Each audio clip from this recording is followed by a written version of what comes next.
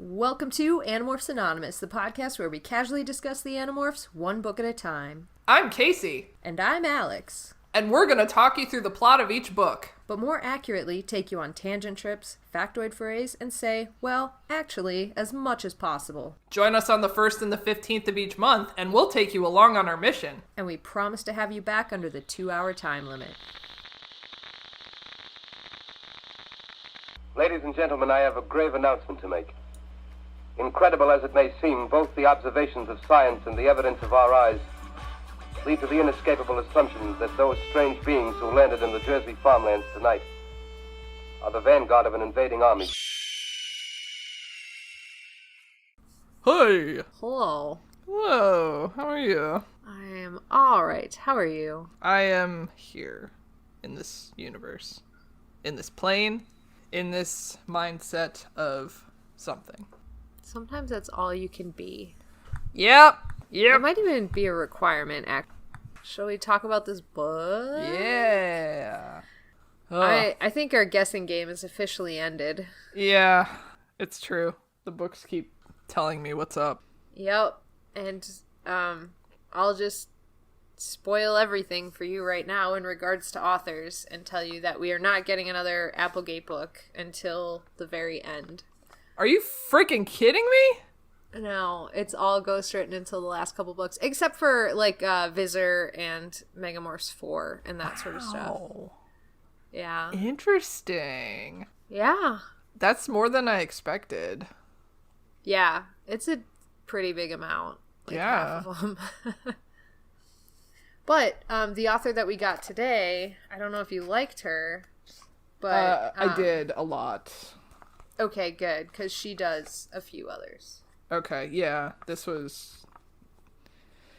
This was a fucking great book. Yeah, it was great, but also, you know how I mentioned the, like, how can it get any worse? Yeah, it fucking gets worse. It gets so much worse. It does. Like, let's, spoilers, let's torture Tobias for an entire book. Jesus! Yeah. Like, I don't think we've gotten to torture yet, at least not on the side of the Animorphs. Like, we had Axe torturing Chapman. Not even really torturing him, just kind of, like, egging him on, but... Yeah, just, like, questioning him in the night. Yeah. Yeah. Now we have legitimate torture for a long period of time, and it's very uncomfortable to read. It is, and it's really, I mean, it's just, like, really brutally written. Like, I think I've read a lot of, I don't know why I said a lot. I've read a lot of books about torture.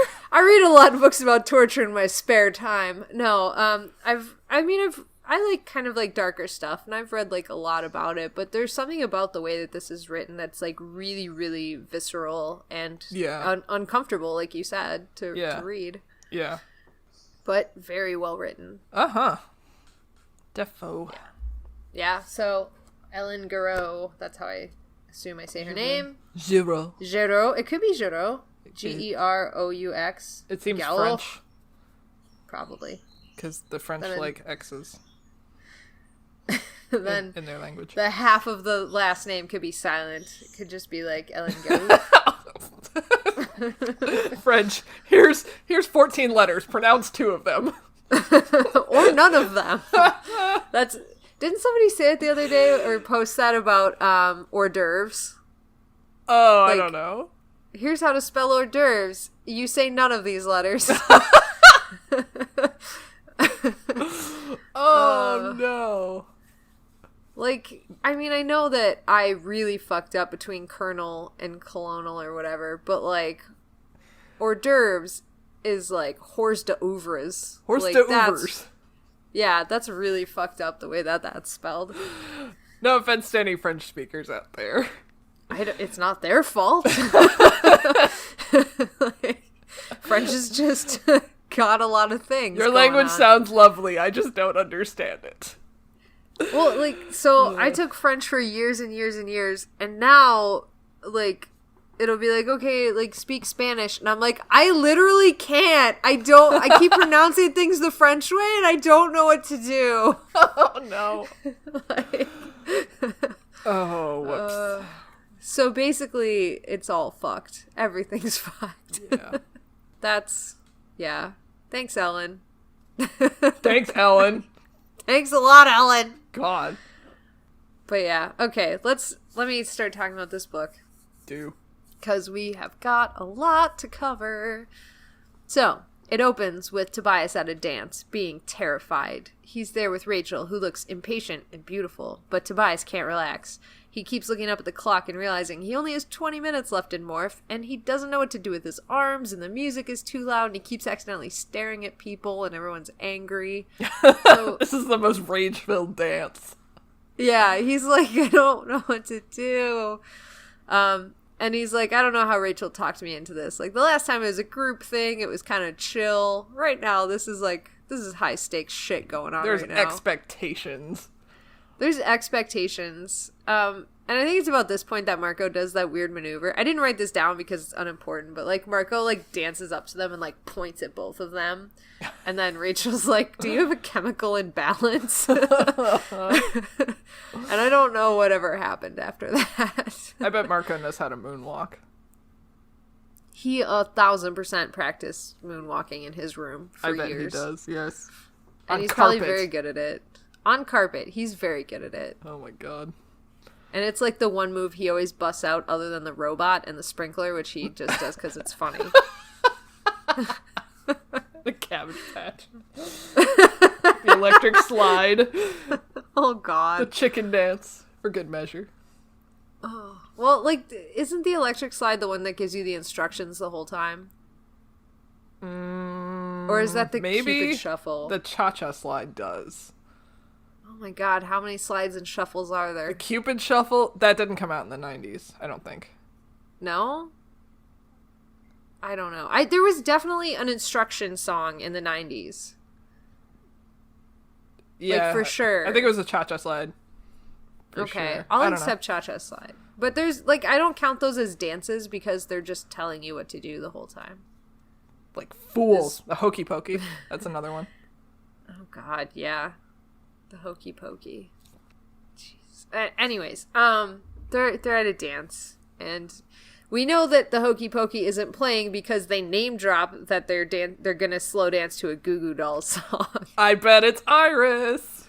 I'm sure it's Iris. There's no other song. It's a good fucking song, though. Yeah, and they're gonna slow dance to it. I'm pretty sure that's on our Spotify playlist too, our character playlist. Oh, for sure. So that song, well, it's such a good Tobias song as well. I'm pretty sure it's on Tobias's playlist. I feel like anyone with an original character ever thinks that Iris is applicable to their original character. I was gonna say, if you like stories with music to them, read my webcomic. Anyway, they're at a dance and it's terrible. They're at a dance, it's terrible. And then Tobias, like, starts going into his normal, like, how he's part hawk, part Andalite, part boy. And then he, like, backs up and he's like, and here's the war and the yerks and all the normal stuff that we got to go through, blah, blah, blah. And then we, like, cut back to the dance where Rachel convinces him to dance to a slow song. And they're having a really, really good time. And they're enjoying themselves so much that they don't really realize how much time has passed until Tobias looks up at the scoreboard again and realizes he only has 8 minutes left in Morph, and he has to get out of there. He's a Disney princess again. Oh, he's absolutely a Disney... I just decided to beatbox in the middle of our podcast. No big deal. Sure. Yeah, so he's absolutely being a Disney princess in this moment. Yes, he's gonna turn into a pumpkin if he doesn't get out of there. He's gonna turn into a little pumpkin boy. A little bird. Well, he wishes to turn into a little bird. Instead, he shall be a man! I'm a real boy! Oh, no. Anyways, he's like, I gotta get the fuck out of here. And Rachel's, like, kind of trying to hold him back. She's like, no, like, just a few more minutes. And he's like, no! So he breaks free from dancing, rushes out of the gym. He brushes past this teacher that, like, used to know him when he was there. And the teacher, like, kind of is like, what? And he's like, yeah, just keep walking. He won't know me. It's fine.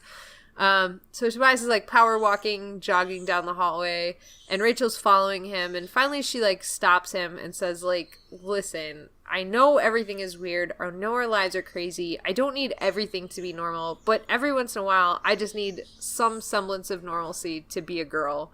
Like, and she's talking about, like, just every once in a while, she wants to, like, go on a date with him, be with him as a human, not just do these bird dates. And Tobias, like, he's, like, trying to, like, actively listen to her, but in the entire time she's talking, he's like, is she trying to trap me? Is she trying to trap me as a human so I can't be a bird anymore? Like, what the fuck? And, like, then he feels guilty for accusing her of such a heinous thing, but, like, at the same time, he's not, like, too convinced. Yeah. It's a whole thing. I have a lot of feelings about this. Tell me them. Okay. So, first of all, I'm increasingly becoming uncomfortable with Rachel insisting that Tobias is human. Mm-hmm. Because Tobias himself isn't comfortable identifying as human anymore. Mm-hmm. Like, and he's told her this multiple times. He's like, I'm not a human, I'm a bird, I'm like something else. And just the fact that she keeps like insisting like, no, you're a human, it's almost feeling like someone denying someone else's like gender or sexuality or aspect of their identity, kind of. And it's just really, it makes me really uncomfortable. And I wish she would stop. Yeah. And I think the other, like, what makes it so apparent too is that none of the other Animorphs ever push that on him. They're like, yeah, whatever, you know? Yeah, and it's like, it strikes me as something that Rachel wants. Like, she wants him to be human, which is evident in this scene. Like, she wants him to be human, seemingly for her. Yeah. And that also makes me really uncomfortable.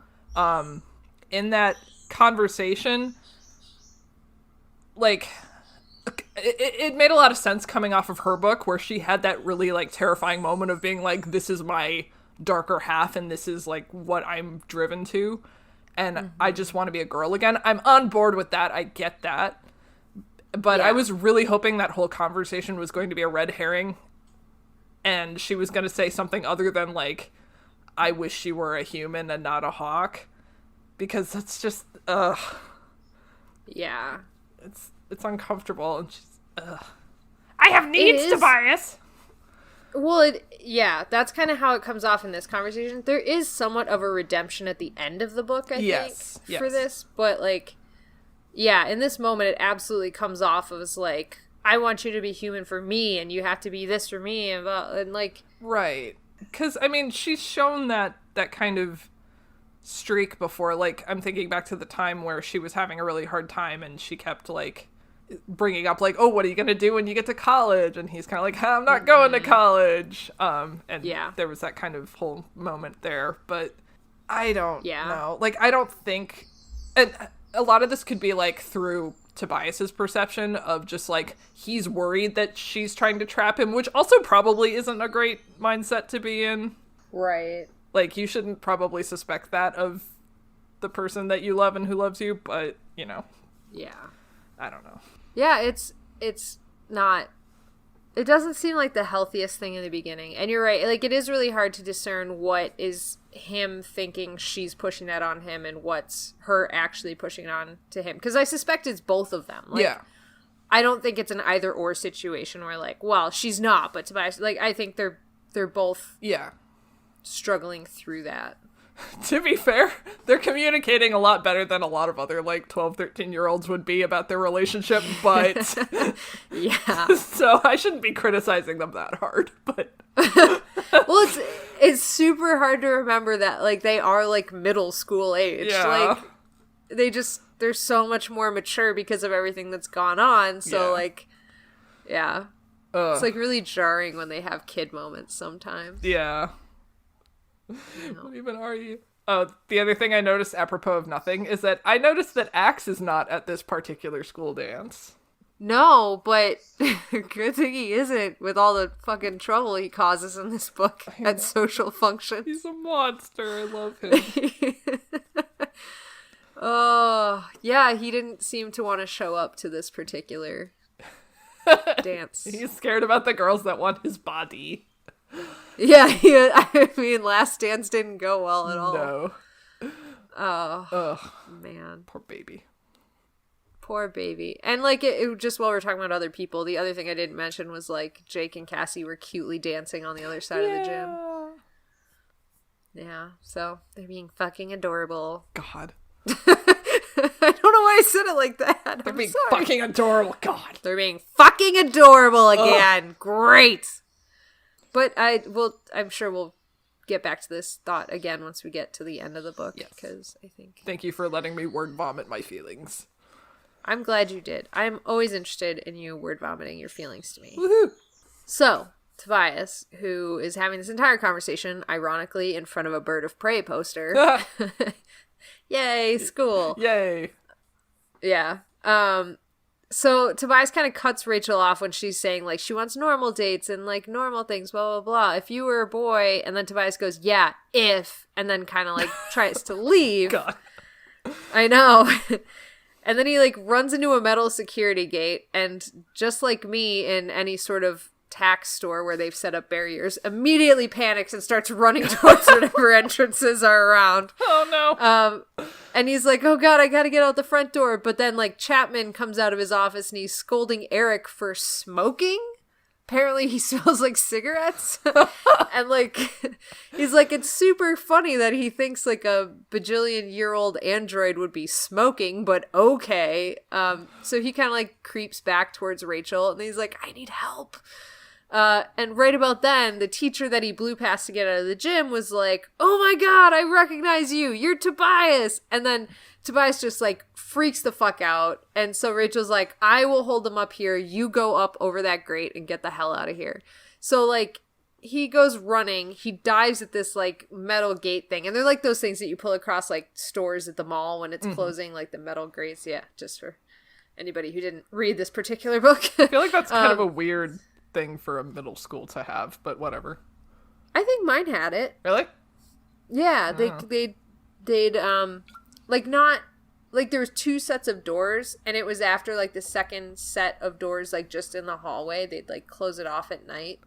Because they do this at our school dances, so, like, we couldn't go running out of any door. We had to go to the specific pickup door where our parents would be. Oh, I thought they stationed people to chase you.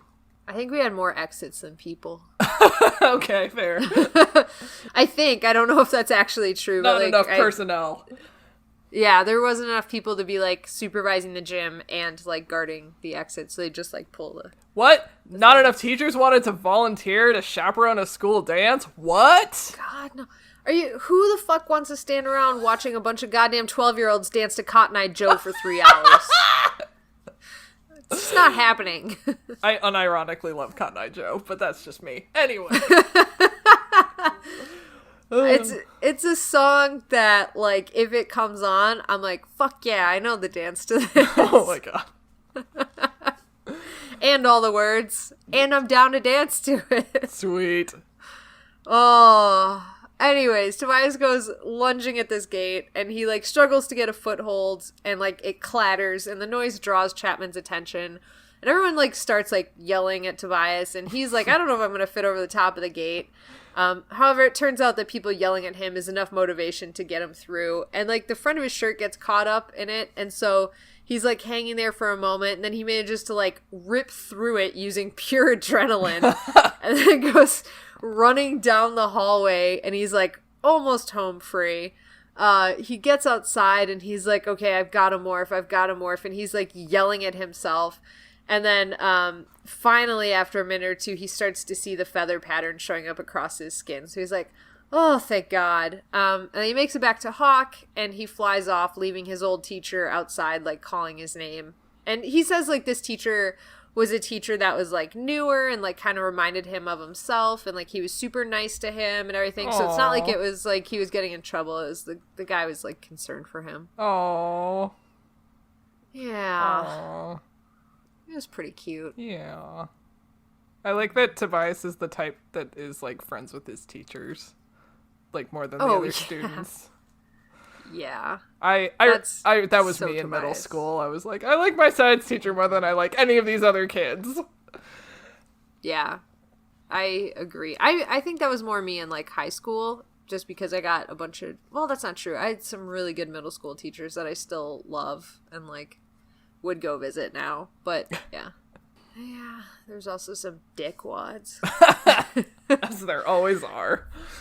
I know. It just seemed disproportionate in middle school for some reason. I don't know why. But yeah, so Tobias gets out of there, and he sees, like, as he's gaining some altitude, he sees Jake on the front steps of the building. So he kind of glides down, lands in a tree, and he says hi.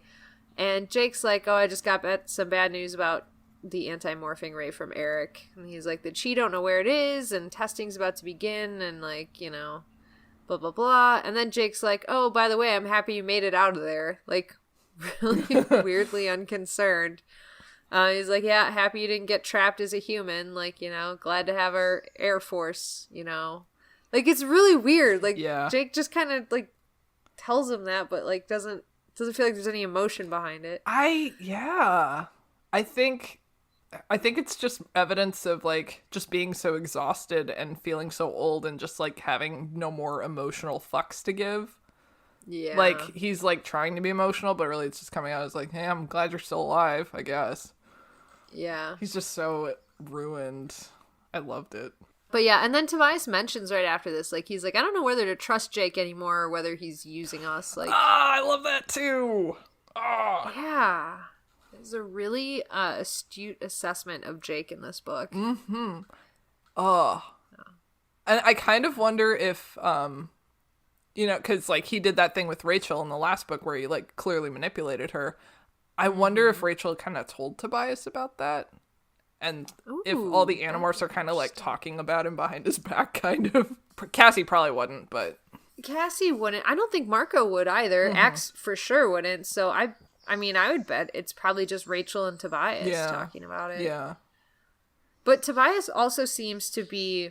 observant. Especially, like, really observant in the last couple books. And, like, he just seems to be able to, like, pinpoint people's motivations very quickly and is getting better and better at it. Yeah. Oh, babies. Oh, could be that, too. Children. But they end this conversation with Jake being like, find Axe and we can meet up tomorrow morning. Because that's how we do it. That's how we do. So the kids all meet up at the barn the next day, except for Jake, and most likely Eric is coming along with Jake. They're running late. So it's Axe, Marco, and Rachel all hanging out, and Cassie is treating a bald eagle that's nearing the end of its life and looking really ragged. It's got a bald spot in its chest and matted feathers. Does anyone know what foreshadowing is? I didn't even include this originally in my notes until I got to the end, and I'm like, fuck, I gotta add that detail about the eagle back in there. Oh my god. Yeah. Oh boy. So there's an eagle. And then Marco starts talking about Eric getting busted for smelling like smoke. And there's a short PSA about smoking and addiction. I like how they never clarified, like, why he smelled like smoke. No, never. They're like... He could have been at the bus stop with somebody smoking, and it's like, he got in trouble for it. He was just hanging out with, like, some bum or, like... I like to picture he was hanging out with the other Chi, and one of them was smoking. I don't know either. Or maybe Eric just smokes now to help him cope with the whole, like, killing all those hork-bajir. The fucking stress. Yeah. He's gone billions of years, and this is his one goddamn vice, and you can't even let him smoke. Oh my gosh, yes. I like this headcanon. That he's stressed out. Oh, man. I'm just gonna keep shitting on Eric, because I love him. Eric deserves it between this book and the last book. Oh my god. He needs somebody to shit on him a little bit. And then, like, Axe says, like, something really, like, kind of shitty about addictions, too, because Cassie's the one that mentions they're addictive during their little PSA land. Yeah. And Axe mentions, he's like, some fortune cookie kind of thing about, like, you either, like, learn from your struggles or your struggles consume you. Like, I don't know. It was very funny. So yeah, and then Marco's like, where are Jake and Eric? This is taking forever. And Tobias is like, they'll be here in about 5 seconds. And then they walk in the door. I'm so cool. So Jake's like, sorry for being late, and we're here now, so it's probably fine. And then Eric's like, just so you know, the anti-morphing ray is ready to be tested, and the Yeerks are going to do whatever they want to capture you guys, or they're just going to open fire it at you guys at some point in a battle. Huzzah! And then, yeah, just so you know, you're going to be shot. And then Jake's like, well, let's just give them what they want. Let's get captured on purpose. And, like, there's this fucking argument. I'm trying to remember what, like, cartoon it was that we've seen this in before. There's probably multiple, but basically Jake's like, I'm going to go. And then Rachel's like, you're too valuable. You can't go. And then Axe is like, no, I'm going to go because if the morphing ray works, they should get an Andalite so we don't blow our cover. No, not my baby. Not my baby boy.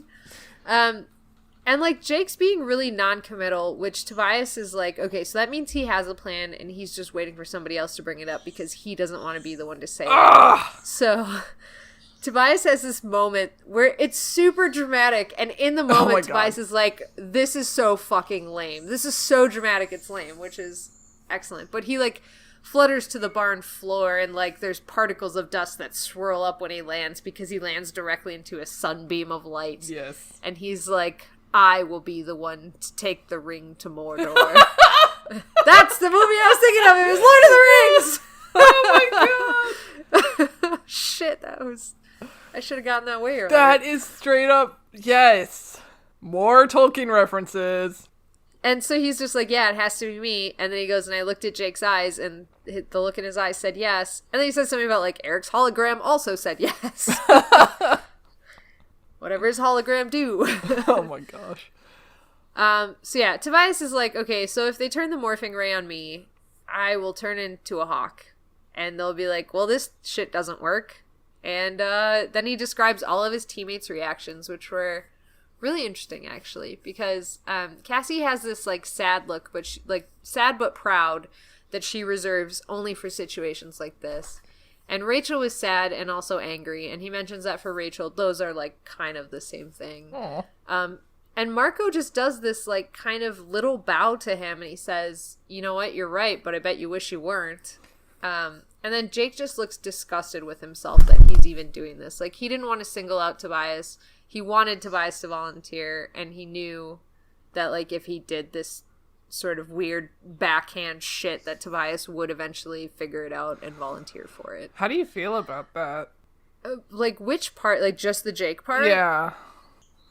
It's hard, right? Because, like, I totally understand why Jake doesn't want to be like, listen, you're the one that we're going to volunteer to go get shot. Because, like, part of this is they don't know if the ray is going to kill them or not. Yeah. So, like, or it's going to, like, backfire and blow up. Like, there's a whole other, like, you could very easily die from this. Yeah. And so I understand why Jake doesn't want to be the one to tell him this, but I hate the fact that Jake didn't talk to him about it. Like, I think, like, this was a really weird manipulation tactic, and I didn't like that particular aspect of it, but the plan itself is very good. And, like, Tobias volunteering is very good. Yes. So, I don't know. Yeah. What did you think? I don't know.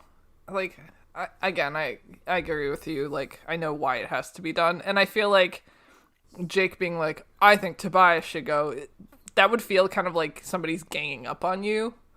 And, like, your reaction might be to, like, kick back against that. Yeah. But I don't feel good about it. I don't feel good about Jake having to be like, I need somebody to be willing to risk their life. I don't know. It's kind of gross to me. It's kind of gross. And, like, it's not the first time he's asked people to risk their lives. Like, he does it all the time. It's just the first time he's done it this way.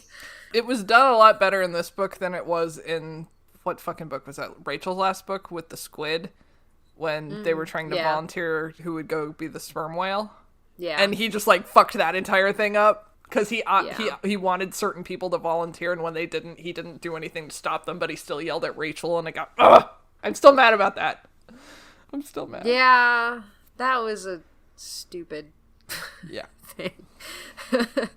I don't know, but even then, like, that wasn't, like, a negative on Jake. That was more like, oh, well, he's mad, but he should have declared what he wanted. Yeah. And in this one, it's, Maybe this is the growth from that book, though, because he didn't leave it to chance. He knew what he wanted, and he just took a different tactic to manipulate those results. Yeah, like, a couple people were volunteering, and he was kind of, like, stalling for time to be like, well, let's maybe think of some other options. Maybe we have a better solution, Tobias.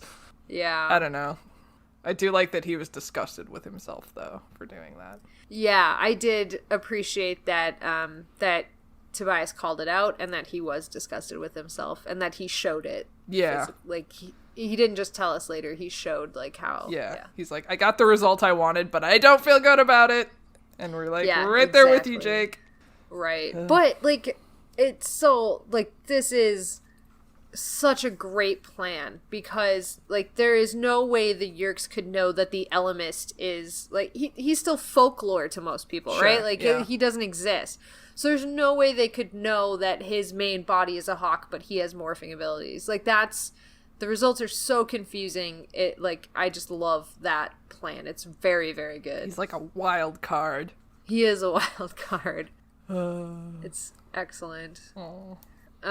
Yeah, so Tobias doesn't really know how to feel about any of this, though. And then Axe brings up that he will need an Andalite morph, and Tobias is, like, even more like, whoa. And they're like, well, okay, like, let's continue to plan, and they're like, well, let's do it tonight. And then for some reason, they're doing it tonight because Yerkapalooza is going on, which is just some big sharing meeting. I think that's what they call it multiple times. I know, it's just so funny. It is hilarious. I would not go to Yerkapalooza. That would be the shittiest music festival of all. All they have is jazz and whatever goes in your brain. Oh, no. They have a lot of earworms. Oh, God. Dabs. Oh, no. I'm so sorry. Oh, you broke me. So anyways, it's just some big awards thing going on, and they're celebrating the opening of a new sharing center and some fucking shit.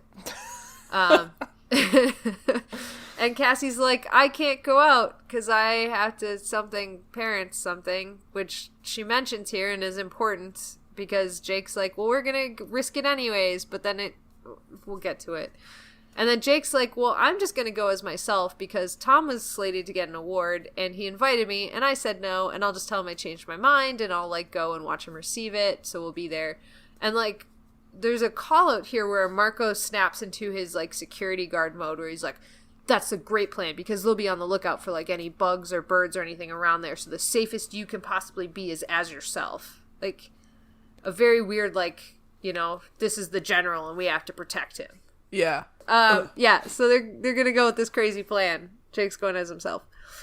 Tobias and Axe leave this meeting, and Axe tells Tobias, like, hey, this is kind of a big moment for you, right? And, like, Tobias is like, well, what do you mean? And Axe is like, well, I really want to share some of the Andalite culture because it's your heritage. It's a part of you, and I want to share this with you. Aww. And Tobias, like, gets really excited. He's trying, like, not to outwardly show it too much, but he's like, I'm finally going to have a history and something that I can call my own and I can connect to. I love it so hot. I know, it was so sweet. Oh.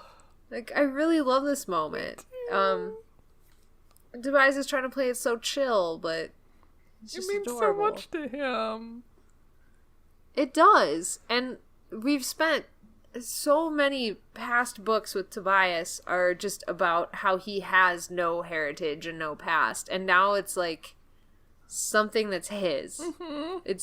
I don't know. It's a huge moment. He's got family. He does. He's Ohana. Uncle Axe. Yeah. Uncle Axe. So Tobias, like, agrees, like, yeah, I'm super excited. And then Axe lifts him up onto his shoulder, and Tobias starts acquiring him. It is adorable. And then Tobias flops down on the ground and starts morphing to Andalite. And it's like, this is a pretty intense and awesome morphing experience. Like, the first thing that comes up are the stalk eyes, so he can see all around him. And then he just starts bulking up and, like, gaining all of this muscle and awareness. And he's like, it's so easy to move. Like, I just have, like, this huge power. I'm really nimble. I'm really light. And then when the Andalite brain finally kicks in, the biggest thing he notices is it's so optimistic. Like, it's just this overpowering feeling of optimism. Aww. Yeah. How, like, how logical is that? It's just, I don't know. I just really appreciate that nuance, I guess, of the Andalite brain. Yeah, and I like what Axe has to say about it, how, like, Andalites as a culture had to kind of start stifling their optimism in favor of, like, you know, becoming warriors. And I just thought that was really interesting, because I feel like that's kind of applicable to humanity as well. You know, like, we're so naive and optimistic as children, and then as we grow older, we grow much more jaded and terrible. Yeah, absolutely. I liked that that part, but I also liked that he mentioned that there are other people that are fighters that, like, they actually study trying to get rid of all of that realism and fighting only with the optimism and using, like, you know, just kind of their natural defenses and their natural reactions. And yeah, there's, like, a lot of little call-outs like that to the Andalite culture in here that were super interesting to follow. It almost, like, kind of, not that I'm an expert in any form in this manner, but it kind of rings similar to, like, martial arts, kind of.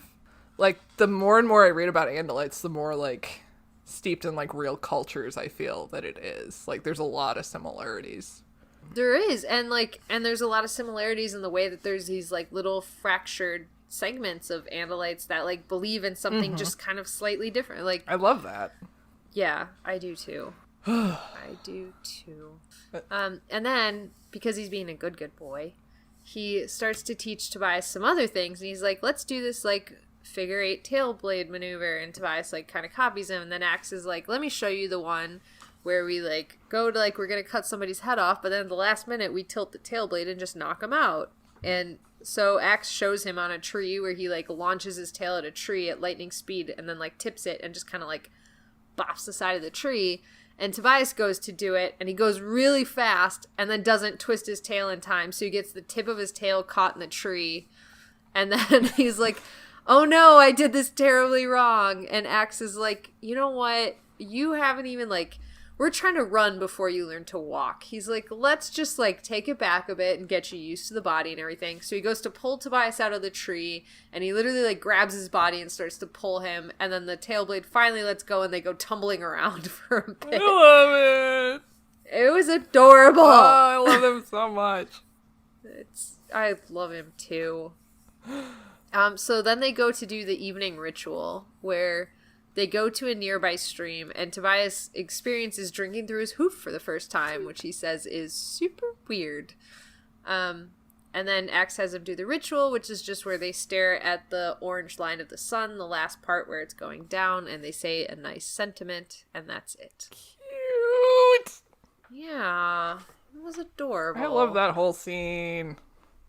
I do too. Like, it was just a really, like, nice, warm coming together, learning about his heritage and having a good time. Yeah.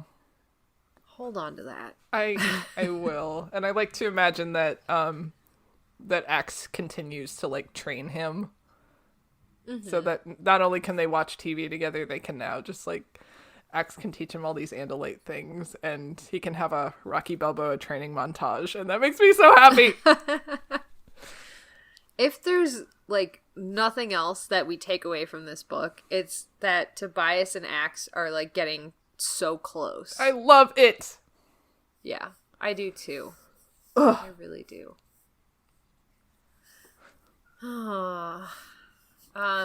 So now Tobias heads towards the ceremony. After their ritual, they split up, head off, and Tobias approaches, and he starts hearing all of these noises kind of far off, like This was one thing. I'm just gonna like take us out of the moment for a second. This author has so many scenes where like they build on noise, which is so fucking cool in some of the descriptions. So this was one of them where like as he approached, he started hearing like kind of bass noises, and then he could start hearing the talking over the speakers, and then he could start hearing the jazz, and then he heard like the crowds talking, and so it like just built up as he was approaching. It was a very cool opening. Did not notice that, but that is cool. There's another one that's even better that's coming up soon, but I will talk about it then because like I just loved it so much. But anyways, yeah, it was just really cool soundscape building. So Tobias arrives, and the first one he spots is Jake, who's all dressed up and sitting with his parents and Tom. And Tobias greets Jake, and they kind of have like an eye gesture, very small like movement kind of conversation. And then Jake gestures him towards the table where they're keeping all the desserts because Axe is over there demanding a fourth cotton candy. Oh my god. The guy's like, where are your parents? And like Axe is just covered in cotton candy. It's in his hair. He has a wispy cotton candy beard on his face. It's all over him. He is a wonderful creature. Oh, it was so fucking cute. Monster. And this poor cotton candy guy is just like, why? Why are you like this? I'm so exasperated. But this is cut off because Marco starts calling for help because he fell into the chocolate fondue, and Rachel's immediately like, what the fuck were you doing in the fondue? And Marco's like, I wanted to taste it. How many fucking missions have almost been ruined by a combination of Axe, Marco, and food? All 33 books. Just like, why? I don't know. It's funny. It's just funny. It's funny until you go swimming in the Salisbury steak sauce and then Jake gets murder-faced. Marco, you should have remembered that. Yeah. He didn't remember that. He did not. He thought fondue would. He did not. He did hi, not. Marco. Anyway. Anyways, Rachel is buzzing around in Axe's cotton candy beard. Cassie is there. Apparently she didn't have to do anything with her parents, but this is never mentioned why. Whatever. Yeah. I don't care. And then, like, Tobias is like, Axe, get control of your body. And then in the background, like, Tom is going on stage to get his award. And Axe goes over to scoop Marco out of the fondue, and he does by sticking his whole arm in there. You fool! And scooping Marco out. Then he starts licking the chocolate off of his fingers, and everybody starts screaming, no, don't eat Marco, don't eat Marco, don't eat Marco! Well, Marco ate him. That's exactly what I wrote! I was like, payback's a bitch, motherfucker! So, yeah. The entire team is like, do not eat Marco. This is the most important thing. And eventually Marco just kind of drips off of Axe's hand back onto the edge of the bowl. And Tobias starts yelling at Axe, use a strawberry! And everybody's like, Tobias, wait, what? Like, why would we use a strawberry? And he's just like, that's what you do with fondue! You use strawberries! Like, I don't know why people questioned him, but they did. Oh my god. And then Axe apparently takes the strawberry and, with the precision of a brain surgeon, scoops up Marco. Oh my God. And then everybody starts going, do not eat the strawberry! He has to be supervised at all times. He absolutely must be. But here comes the most badass motherfucking part of this book from not Tobias's perspective. Not Tobias. So this is all happening in the background, and meanwhile Visor 3 is wandering around these tables and being like a politician and like, you know, shaking people's hands and like dick. Kissing babies and shit. Being no, a dick. Don't kiss babies, you fuck. Hide your babies. Hide everybody. Hide your kids. Hide your wife, because he's kissing everybody up in there. Oh god. Yeah. So he like goes over to the table with Jake and his parents, and even Tom is very like hesitant that Visitor 3 is there. He's not comfortable around this dude with good reason. Yes. And then there's a fly buzzing around, and we realize it's Cassie. And Visitor 3 goes to slap her, and she barely dodges out of the way. And she flies right towards Jake. And Visitor 3 is getting very agitated, and he tells his, like, security team there, he's like, flies. And he goes to slap, like, Jake to get the fly off of him. He goes to backhand Jake. He does. He goes to backhand Jake. And Jake catches his wrist like a badass motherfucker. Oh my God.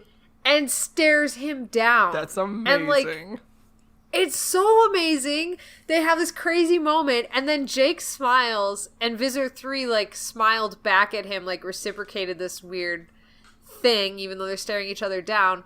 And Cassie, who made it into Jake's front pocket, then broadcasts their conversations, because they can see that Visitor 3 is, like, talking to him. And basically what happens is Visitor 3 apologized for scaring him, and Jake responds, I don't scare easily. Oh! It was extremely cool! Oh, Jake, you master. Oh, it was so badass! I was like, how have we gotten so far into this series, and Jake has not had, like, a badass moment like this before? Oh, it was so good. It was so cool! Oh, so, like, I don't know. I really love this. Yes. Oh. Anyways, after that was over, Jake then basically says to his parents, like, I'm gonna go to the bathroom or whatever, and he gets up, and in, like, one fell swoop, he grabs onto Axe kind of roughly, drags him off, he gathers everybody around him, and he goes, listen, quit fucking around. So I do. I love Jake.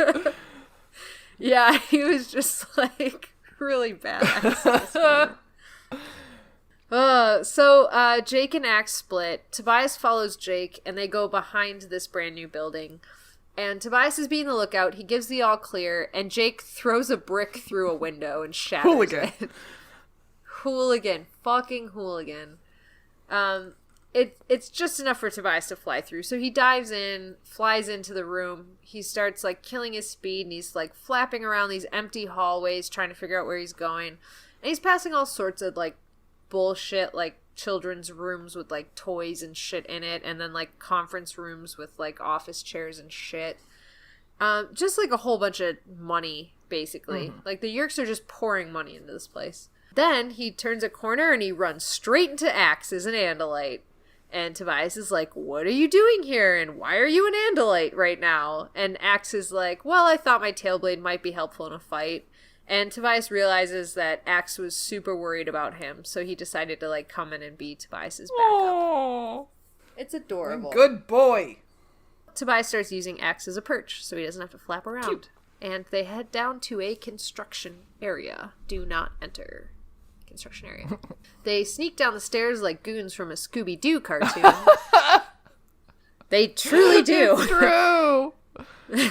And they see a guy staring at security screens, and, like, it's basically like a comedy of errors going on behind this guy who just doesn't turn around. But they're like, they see him there and they kind of, like, freak out, so, like, they start trying to dive under somewhere, but it won't work, so they move to another place. They open up the door to a room, and inside there's just a bunch of hork-bajir sitting around a card table playing cards illuminated by a single bare light bulb. Oh my god, it's like the dogs playing poker.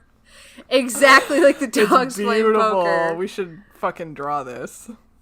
Okay. I will do my best.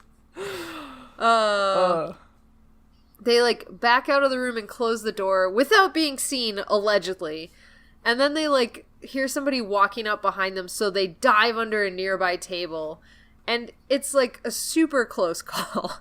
And this guy with these muddy boots that they start calling Muddy Boot Guy comes in to talk to the guy that's staring at the screens.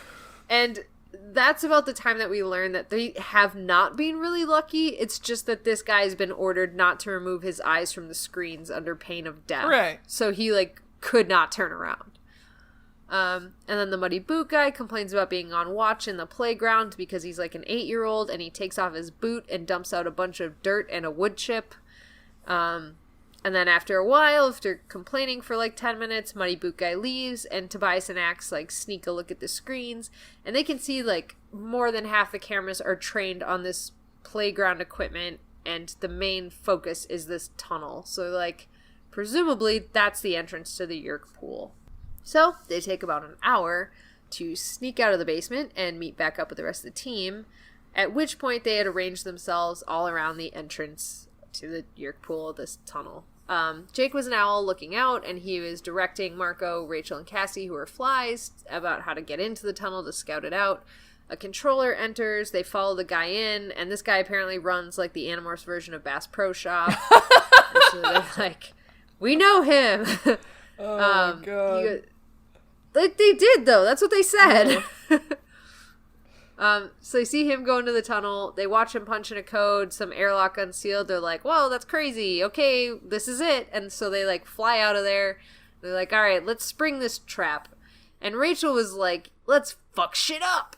But why wasn't there a BioGleet filter? I think because they wanted to trap them, and we all knew that. Oh, so they turned... Okay, yeah. Yeah, they were trying to get him. That was, like, the... I think it's mentioned earlier. I don't think I mentioned it when I was recapping, but it was mentioned earlier that they are trying to trap the Animorphs. So they left, like, this tunnel, everybody's like, that's so obvious. And they're like, yeah, because they're trying to get us. Right. But yeah. So they realize that's what it is, blah, blah, blah. They scout it out. And Rachel was, like, doing her normal, like, bravado talk. And Marco was, like, poking fun at all of them. Cassie was concerned. All the usual shit. But for whatever reason, it's setting Tobias on edge that night. Probably because he was the one that had to get caught. And then Rachel starts speaking to him privately, and she asked him if he was okay and if he still wanted to do it. And Tobias is like, yeah, I'm fine. You know, I'll do it. And Rachel's like, okay, but if the mission goes sideways, save yourself. Don't prioritize the mission over your life. And Tobias has this moment where he's like, now, if we were both humans and we were talking to each other and, like, looking into each other's eyes, this conversation would end, like... And then he kind of, like, trails off and he goes, nope, I'm a hawk, she's a fly. And he's like... He tells her that he will come back and he will prioritize his life because he has a lot to lose. Oh... Yeah, like, this is the first time he's said something like this. Like, he's always done the heroic thing because he has nothing to lose, and now he has a lot to lose. They love each other, and it's cute. They love each other. He's getting his family, even if it's weird. Well, and I feel like before... If this had been any other book, I would say Rachel... seemed a little out of character, but this is coming off of her last book, which I feel like, as evidence in this book, I feel like last book really just shook her up. Yeah. And so, like, some traits of, like, nice Rachel are kind of coming out in this book, which I really, really appreciate. Yeah, I totally agree with that. And I think she's even... kind of letting herself be more vulnerable with a lot of them. Especially with Tobias, I think. More than anybody else. So, yeah. It's interesting. And, like, I never read any of those characteristics in this book and think, oh, this writer didn't nail Rachel's tone. It's not that at all. It definitely reads like, oh, this is because of what happened. Yeah. So, the other thing about Rachel that I noticed in this book was she has a lot less tolerance for bullshit. Like, Tobias makes a mention of this. I don't know if it was, like, before this or after this or whatever, but, like, Marco makes a joke, and Rachel, who usually likes to, like, make fun of him, just, like, absolutely did not tolerate it. Yeah. So, I don't know. She seems a little more uptight. I think so. I think at this point, her and Marco's relationship kind of has started to change a little bit, and I don't know if that is because of, like, how he was in the last book. A terrible person, you mean? Right. Like, making those sorts of comments. Ugh. Like, I think that it may have changed just the way she thought of him. Because I know, like, it would change the way I thought of somebody if they started doing that too. Like, if you've always, like, kind of known, like, okay, they may have a little bit of a crush on me or whatever. Yeah. But then something happens and they start going for it. And it's just, like, such a, like, if it's so gross. It's like, it's really changed, like, you know, what I thought about you. Yeah. I don't know. I mean, I agree with that. Like, you know, I'd be in her same position. But also, like, I don't want that to be the reason. Like, I don't... If and it might not be. If Rachel and Marco had a falling out, I don't want it to be over, like, because Marco was being gross. Yeah. You know, I want it to be because of, like a plot-related reason, or, like, they disagreed so heavily on something that they just could not reconcile, and they had a falling out or something. I don't know. Not just because Marco was being a little creepazoid. Well, and it might just be this book, too, because if there's something that we've learned about Rachel, it's that she really reacts to how Marco treats Tobias a lot of the time. Sure. And Tobias and Marco in this book have an extremely interesting relationship that we will see a lot more of later. And I really loved the way those two characters interacted in this book. Yeah. So maybe it'll change in the next book. Maybe. We probably won't know any of that, though. There's probably a whole bunch of behind-the-scenes shit, and we won't know because the next book, I believe, is Cassie. Oh, yeah. So we won't know anything about anybody except for Cassie. God. And maybe some yerk that she decides to adopt from God knows fucking where. Oh, no. So salty. I don't mean to be. Like, it's just excess rage coming off the last book. Where she treated her best friend like shit. Yeah, exactly.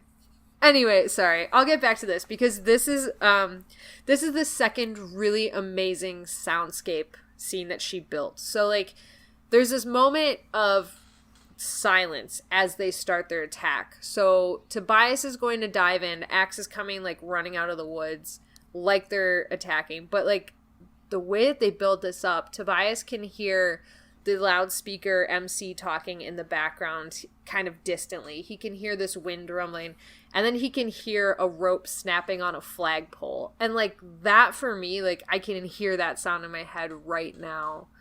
And so as Tobias starts to go and dive in, it was almost like this World War II plane scene. Like, if they kill the engine and start a dive, and you just hear that, like, growing silence, and then all of a sudden you start hearing, like, the sounds building as he's, like, you know, going faster and faster towards where he's going, and then all of a sudden you hear Axe's mad galloping coming off from the edge. Yeah. It was so cool. I just loved the way this was written because it built this, like, just insane kind of sensory experience right here. Nice. It was so cool. But yeah, so this is, like, the start of their attack. And, like, then once we hear Axe running and coming towards the tunnel, and, like, you know, Tobias is going in and Rachel's still hanging on to him as a fly, he's, like, you know, running towards the tunnel. Alarms start blaring. Axe runs into the tunnel, slashing. Tobias follows him in and, like, kills his speed. And then he goes, all right, Axe, get out of here. So Axe kind of, like, clatters around and, like, runs out of there with spotlights on him now. And the whole point of Axe, like, running in and out of the tunnel was to prove to the Yerks that it was an attack. So part of this whole thing is Axe is risking his life only for a ruse. There is no reason for him to be in there. Oh. I know. And then Tobias, like, flies into the open hatch area. The door seals behind him. And Rachel goes, are we in? And Tobias goes, yeah, we are. And then he can hear the hork-bajir breathing in the darkness. And he goes, and we're not alone. Dun, dun, dun. Oh, it is so cool. So, the lights turn on, and they're surrounded by about 36 or so hork-bajir, and a girl who Tobias initially thought looked exactly like Rachel, and then he, like, trips up for a moment, then he realizes, oh, that's, like, not Rachel, it's just another, like, pretty blonde-haired girl right there. They all look the same. They're all, I can't tell them apart. No. All blondes look the same. Oh, no. And then, like, Chapman fucking, God, is such a dork. Like, this whole scene is weird. Yeah, like, because clearly, like, it's this girl who's a teenager, And then Chapman. And this girl, like, is like, oh, we've got you now, Andalites. And then Chapman's like, two birds in the hand, or bird in the hand is worth two in the bush. And the girl's like, shut the fuck up. You sound like some Batman villain. And I was like, and you fucking don't? Like... Yeah, right? And she stomps her foot when she says it, too, like a pouty toddler. Oh my God. And then the other really interesting thing that I loved the way that this character built from here is she introduces herself by her Yerk name, which I didn't bother to write down because it's going to be like blah, blah, blah, 525 or whatever. She's Subvisor 51, and then she goes, but call me Taylor, which is her human name, the human, infested human name. And then Chapman says that. He's like, oh yeah, that's her host name. And she's like, stop telling them things about me. It's really fucking weird. Yeah.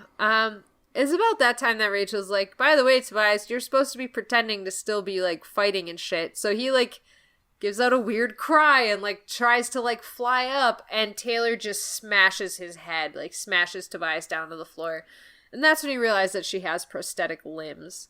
And that, like, he's like, okay, well, this isn't going well. And Taylor continues to, like, try and get a rise out of him and get him to say something. Finally, Tobias gives her just, like, a throwaway, like, I'm a prisoner, I will not say anymore. And then Tobias starts morphing Andalite to, like, you know, prove that he's an Andalite bandit. And Taylor raises one of her artificial limbs, and it shoots out this gas that paralyzes everybody in the room except her. And then she giggles like a fucking maniac and says, oh, did I forget to tell everybody to take the antidote? Oh, silly me. It's like a weird sadist. Yes. Yes, she is. And then they drag Tobias out of there, still like part Andalite, part hawk. Rachel begins to lose her grip on his feathers because she too is paralyzed, and then she starts falling off and paralyzed. And Tobias, like, it's this like really kind of heartbreaking scene. It almost reminded me of the beginning of X-Men when Magneto is being taken into the camp. Oh, where no. He's like, yeah, like he's getting dragged away from her and he can't do anything, and he's screaming at her to demorph, and she's like, I can't let them know. And he's telling her, like, it isn't important, like, just demorph, it doesn't matter, you gotta do it, you can't get stuck as a fly. And then they throw him into this dark metal box and completely cut him off from her. It was really, really sad. And he's just having, like, all these visions of her being paralyzed on the floor and getting stepped on and killed and all that sort of stuff. So, it's bad. So Tobias is paralyzed and half morphed in this small metal box. His wings are pinned to his sides. His hawk brain starts to lose it because he's in this confined space and he can't move. And Tobias is struggling to control it, but he can't. Like, the only way he kind of keeps any sort of semblance of calm is he starts talking to himself, and he's saying shit like, it's okay, you're gonna be trapped as like a half hawk, half Andalite being, it's fine, you're gonna be trapped, but it's okay. Like, it's not even something positive or like, it's literally just nice. Talking. Yeah, it's literally just talking to himself. But finally they get him into a larger box and they unparalyze him, and it's blindingly bright in there. It takes him a while to adjust his eyesight. He can see he's in this glass cube, and he can kind of see all around him into this room where he sees, like, Taylor's there and, like, hork-bajir and stuff. It's fucking nuts. And he immediately morphs back to Hawk because he's like, this is the way to go. And there's this 3-button panel on the side of this box that he's suspended in. So he's, like, noticing all of this crazy shit around him and that he's suspended in the air, that there's this panel, blah, blah, blah. And then Taylor starts talking to him from somewhere and saying, like, demorph. And he's like, well, this is definitely a play. And, of course, she means demorph, like, go to Andalite. She thinks he's right. An Andalite. And he's like, well, this is a play to get a Yerk into my head, so I'm going to stay Hawk. And she goes, that's fine. Obviously, you think I'm going to infest you as an Andalite. That's fine for now. And then Tobias, like, starts approaching these buttons on the panel. Like, that's what he decides to focus on. And he gets this, like, huge wave of pain. It's like electricity hits him in his beak and, like, goes through his whole body. And he just kind of loses control. And it's insane pain. Visor 3 enters the room. God, Tobias immediately gets filled with a sense of dread looking at him. And Visor 3 starts saying how they followed the Andalite back to his scoop in the woods, and they destroyed him and destroyed his scoop, and how they captured and killed the other Vandalites hiding around the woods, around the entrance. And Tobias quickly figures out that it has to be a lie, because he wouldn't kill such valuable guinea pigs. But it's just the fact that there's that doubt there that he might have killed Axe, or he might have killed one of them. Mm-hmm. So they bring in the scientists who built the anti-morphing ray. And these guys are like sweaty, blundering, nervous wrecks. They are just doofuses. So they start setting up this ray gun, and they train it on Tobias, and it looks like something like an amateur telescope enthusiast might have, like this giant fucking ray going down to this tiny point. And they start to boot it up, and they, like two fucking goons, like go up next to each other and push the button together. Because they built it together. I know, it's gross. And it warms up. There's a bunch of noise. Tobias feels like a warm sensation. And then nothing, because, of course, nothing happens because he is a hawk. And that is his body. So the scientists start pleading and saying, like, no, it has to work. There's no way it doesn't work. This is some sort of Andalite trick. The science is perfect. We've done it. And Visor 3 is just like, yeah, you're fucking dumb. And then slowly and painfully feeds them to the Taxons, who are starving below the floor. There's like a panel that moves out. And they just like slowly feed them down there and then listen to their screams as they die. Whee! You know, for kids. Kids books. Yeah, Taylor looks kind of unsettled for a moment. And then Visor 3 orders her to get Tobias back to Andalite so they can infest him. And then Taylor turns to Tobias and says, you can cooperate with me, or we can make this horrible. He's gonna make it horrible. Yay. Spoilers. Should we, like, put in a little bit of, like, a disclaimer Trigger here? warning situation. Yeah. Warning, lots of torture is about to happen. From here until the last chapter of the book, shit gets really, really dark. Yeah. So if you don't like torture and child abuse and that sort of thing, then like this just isn't the book for you to listen to. So if you can handle that, we'll try to make it as light as possible. Fun torture. Yes. No. We'll just try to treat it with the respect it deserves while still making shitty jokes. I'm laughing because I'm uncomfortable. No big deal. Anyways, this is where shit gets crazy. So Taylor like comes up to the wall of this cube, and she's like staring right at Tobias, who's already uncomfortable because he feels like an animal in a zoo, because she's right there staring at him. And Taylor demands that he demorphs, and he's like, I will not give you another body to infest. So she asks him, do you want to be trapped as a hawk? And he didn't answer. So she kind of hovers over this panel of buttons, and there's a red one, there's a black one, and there's a blue one. She kind of hovers over the red one, and then just goes and slams her hand down on it. And the cube started to glow red, and then an indescribable pain tore through Tobias, and he started screaming. It was horrible. There was nothing he could do about it. It was just every nerve ending in his body was on fire, and it was horrific. And so Taylor starts bragging. After like she lets up on the button, he is shaking, kind of can't really stand. He has not much connection to the talking part of his brain right now. And so she starts telling him a little bit about what this is. And she's like, isn't this great? Your scientist came up with it, and I'd love to hear an opinion from an Andalite. But basically, it's this torture machine that plugs directly into the pain areas of the brain, and it can control physical and emotional pain. And that was the lowest setting. And Tobias still can't answer her because he is in so much pain he doesn't have control of his body. And Taylor goes, don't make this so easy for me. And for a moment he was tripped up by like how much she looked like Rachel, but then he stopped himself to say like, no, these similarities are only skin deep. Kind of. He makes a comparison like it's night and day, or at least night and twilight. Yeah, which was like kind of a harsh thing to say, but I get where he's coming from. Like, Rachel has an edge to her. Yeah, so then Taylor pushes the button again, and Tobias was filled with this horrific pain, and this time he loses total control of his body. His wings are shaking. He can't grab anything with his talons. He's, like, just grasping at empty air. He pooped himself, and the boy inside of the body is screaming and just wants to tell her everything so the pain stops. And he's just screaming, like, just tell her. To himself, he's screaming, just tell her, just tell her. But the hawk didn't understand why it hurts or why this was happening. So the hawk was just like, well, life is pain. This is life now.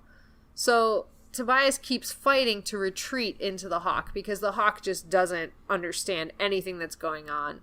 And he's like, if I can just bury the human, then I can cope with this. I can get through this.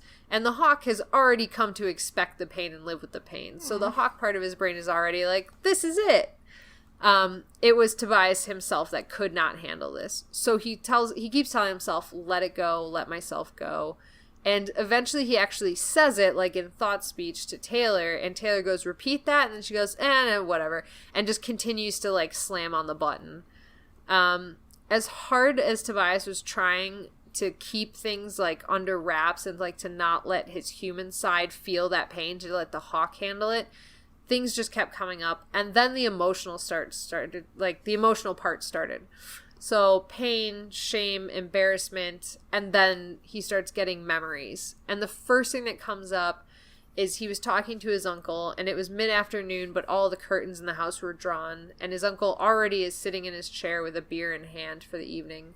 And he was telling his uncle that one of his drawings that he did in his art class got entered into a contest, and it made it all the way to the state level. Aww. And he was asking for his uncle to go and take him to see his drawing get recognized at this art show. And his uncle goes, well, is there any money in it? And Tobias goes, no. And his uncle goes, then what good is it? And I know, it's sad. He basically just shut Tobias down. And so Tobias goes upstairs because he can't cry in front of his uncle. And he's crying in his room. And when he looks out the window, just to rub it in, just for the universe to rub it in, he saw a little girl getting home with her mom across the street. And the little girl had this crumpled finger painting. And the mother was holding it like it was the Mona Lisa, taking it into the house. And, yeah, his thought was like, why is the world specifically out to hurt me? And then, as he was crying in this memory, something went and wiped away one of his tears. And when he looked, it was feathers. And then Tobias just started screaming. And then the pain sort of stopped, and he came to, and Taylor was there laughing. So Taylor demands that Tobias demorphs again, and when he did not comply, she continued to press the buttons. And every time she presses this button, there's a new wave of horrific physical pain, but also new memories that were really painful for him. So it starts off with, like, the bully waiting to beat him up after school, Arya telling him he was family and she was going to take him to a place and be his family, and then realizing it was Visitor 3. His bully punching him in the face, and that when he reached up to, like, grab his nose because the bully hit him in the nose, and when he reached up, it was a beak. And then he starts going through every story that Cassie told him about animal abuse. Oh, yeah, so this was harsh to read for me. This was so sick. And, like, the first one, like, I started to get so angry here. And the first one was, like, probably the most disgusting, but then, like, the other ones were so horrific as well, but in a different way. But the first one he has is the Canada goose that got clubbed by, I wrote, sick, twisted boys who thought it was funny. Yeah. And Tobias felt his skull crack under the baseball bat and heard their laughter as they hit him and killed him. And then he was a wolf running away from men in helicopters who were shooting at him and who had shot the rest of his pack dead. And they were going to run him until his heart exploded. And then Tobias screamed that he wanted to go home, and Taylor starts responding, your home is light years away, blah, blah, blah. So he, like, tunes her out again. And then he was the wolf that was running the caribou really hard. And then he was hunting a squirrel, and he had this moment where he knew that he was a good hunter, and so he would be able to get the squirrel and he was so efficient that he could kill it without it ever screaming or having to go through the pain of anything else. But when he grabbed it, the squirrel started screaming, and when he looked down, he didn't have his talons, but he had fleshy human hands that were covered in blood. And then Taylor orders him to demorph again, and Tobias...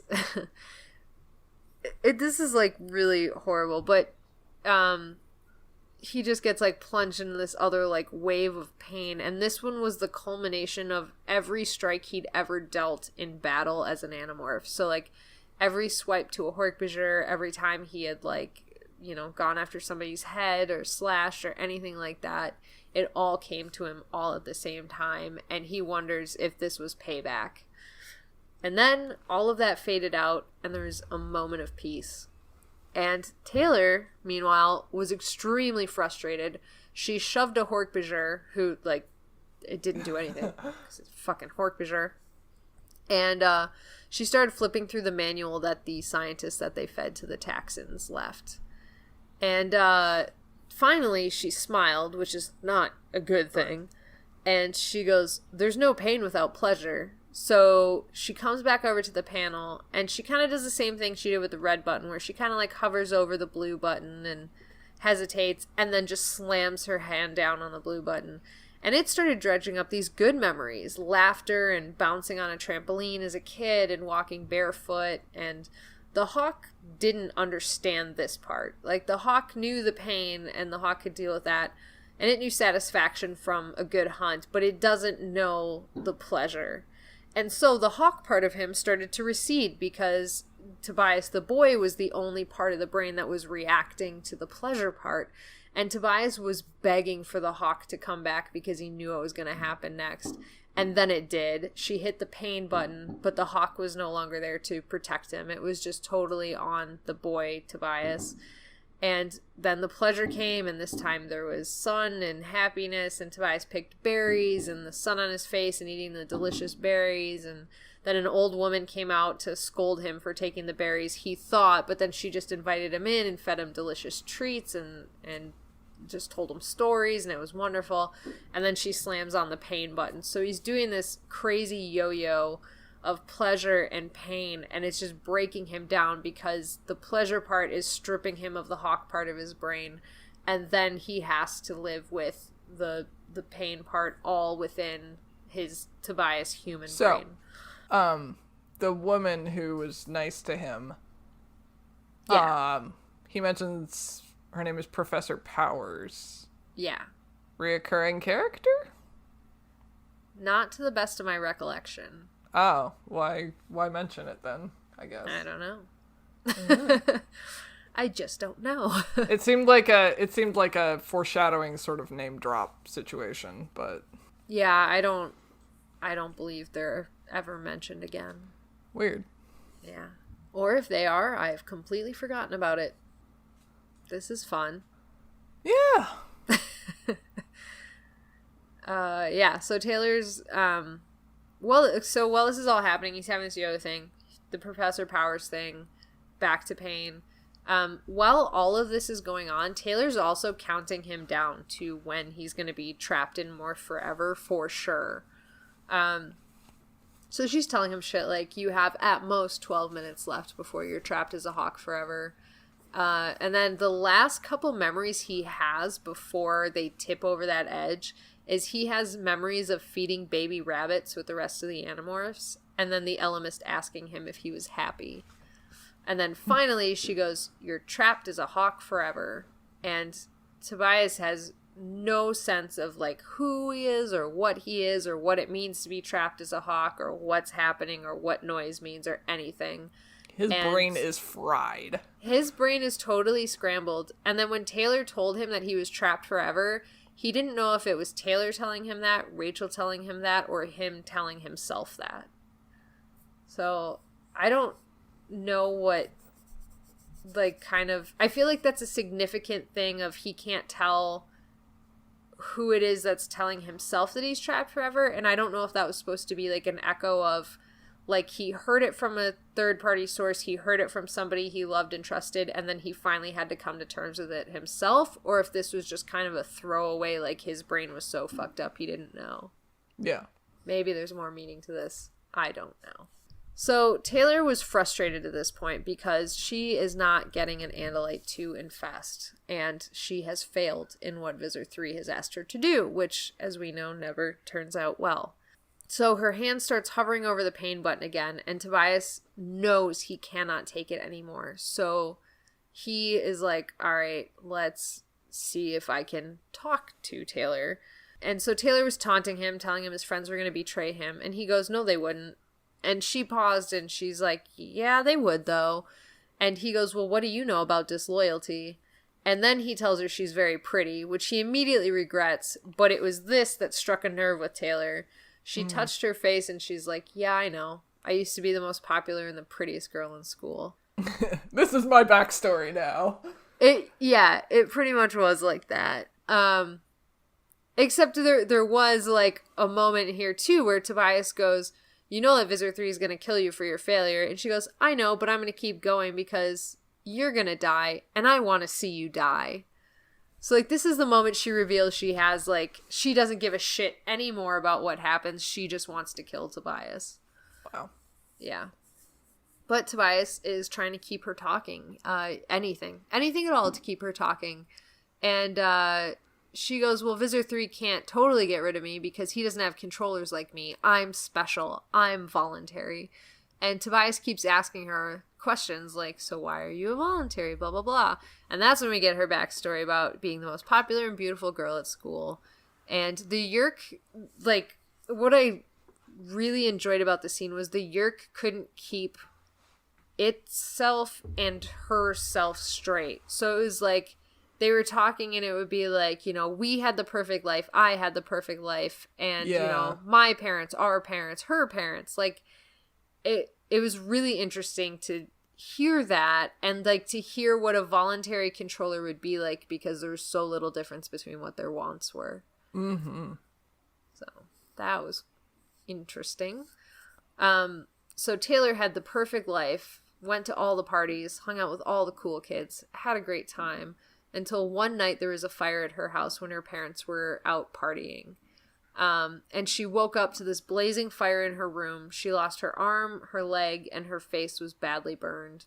And when she was in the hospital, her friends visited her once, and then they started spreading all of these, not like rumors, I guess, around school that she was just a hideous, deformed monster now. I mean, she had some facial damage, but, like, that is a mean way to say that. Sure. So the sharing promised her better. They're like, hey, if you come in and you take advantage of everything and accept everything we're offering to you, then we will get you repaired. We will fix your face and we will make sure you have the top quality, whatever you need. And so Taylor agreed. And we find out that the reason they wanted Taylor was to get to Taylor's mom, who is the chief of police. Which comes into play in a second. So, Subvisor 51 was supposed to infest somebody else and somebody with more power. But then once Subvisor 51 got to Taylor, they realized, like, what a perfect life she had. And the Yerk wanted that life. Like, it wanted the popularity and to, like, live this weird party lifestyle. And so, like, it seemed like the Yerk was almost saying, like, I passed up better shit to stay in this weird girl. It was a very weird moment. And then Taylor admits to betraying her mother and having her mother forcibly taken. And then Tobias is like, so basically you suffered a lot, so you want to make up for it by causing everybody else to suffer. And Taylor looked defeated for a moment, and Taylor replied she's a subvisor in the Yerk Empire when Tobias is like, who the fuck are you? And then Tobias goes, no, you're a scared little girl and you're insane. And Taylor looks defeated for a moment and then goes, well, join in my madness, and, like, slams down on the pain button again. And then Taylor starts doing this thing where she's just hitting the pleasure button and pain buttons, like, one after the other.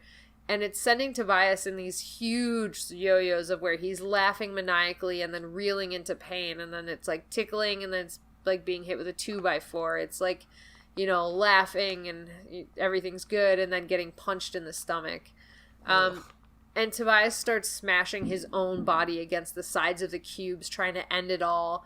And it gets to the point where he hits his face so hard that his beak splinters, and it sends more pain into his body because his beak is shattered. And he starts hating the other Animorphs in this moment. He goes, everybody who isn't here with me experiencing this pain, I hate. And then he starts going, if only Rachel were here. And then he starts screaming that he'll tell Taylor everything. He's like, I'll betray everybody. I'll tell you whatever you want to know, blah, blah, blah. But she is so far beyond this. She doesn't want his information. She only wants to inflict pain on him. So she just continues slamming the buttons. She doesn't listen to anything he's saying. Jeez. Yeah. And finally, Tobias spirals so far out of control with pain that he ends up in this memory that's different than the other ones, where it's clearer and it's longer. And then he realizes that he's standing in this clearing with this Andalite with a scythe tail, and he's like, this is familiar to me, but I don't know why. And then the tip of the Andalite's tail touches his forehead, and his brain just explodes with memories that are not his own. We cut to Elfangor's memories. It's his ship hurtling towards a Desbadine tanker, and it's like a figure-8 ship, and he has to fly through one of the rings of these ships and make an escape, but there wasn't enough room, so he like slams into it and then gets ejected through the other side and is in space in an escape pod, and his body is tumbling and hitting the sides of the ship as it went. And then it cut to him being plunged into battle with a Taxxon, where he sliced open its side and heard it scream, and he goes, anybody that said Taxxons were unfeeling, they've never fought a Taxxon. It was scared, and he could see all the emotions in it, even though he had to cut it open. And then it cuts to Elfangor 5 years out of his timeline, where he's had Lauren and Tobias, and he's going through a ritual for their happiness and well-being. It's about that point that Tobias hears Elfangor's voice, and he's telling him, you're not alone. You may die, but you are never alone. You are part of a long line of warriors. And Tobias focuses on this pinprick of light that's really distant and fading. And as he's getting further and further away, he's realizing, oh, that's death. I'm going to die. This is how it ends.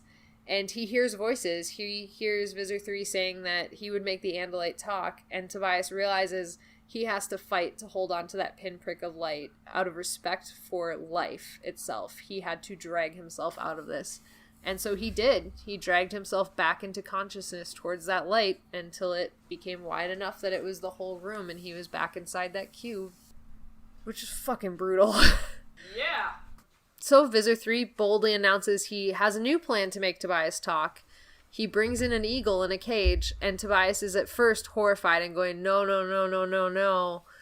And Visor 3 saying, we found this bird near the playground and blah, blah, blah. And Tobias looks at this bird that's bloodied and it has a broken wing, and he goes, and it also has matted feathers and a bald spot on its chest, and he breathes a sigh of relief. A Trojan horse of sorts. Yeah, I had to go all the way back and add this to my notes at the beginning because of this. Oh my god. Yeah, so Taylor goes, well, should we torture the eagle to get information from the eagle? And Visor 3 goes, no, I'll kill the eagle and this one will talk.